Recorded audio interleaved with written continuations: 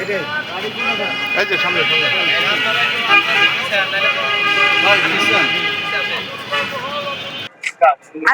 আজ সাবেক আইসিটি প্রতিমন্ত্রী জুনায়েদ আহমেদ পলককে বিশেষ জজ আদালত 4-এ আনা হয়।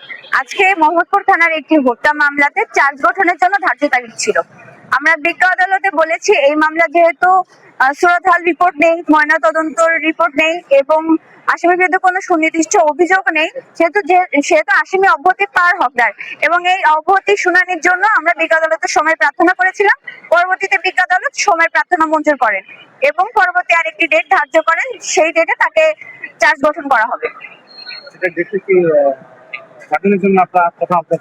জি না, আজকে আমরা জামিনের জন্য আবেদন করি না, আজকে আমরা ডিসচার্জ শুনানির জন্য সময়ের আবেদন করেছিলাম।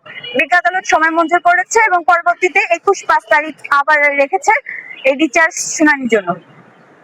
এই মামলায় আরো 4 জন আসামি যারা হাজতি, এই হাজতি 4 জন আসামিকেও আনা হয়েছিল চার্জ গঠনের জন্য। প্রত্যেকের পক্ষেই বিজ্ঞ আদালত সময়ের আবেদন মঞ্জুর করেছেন।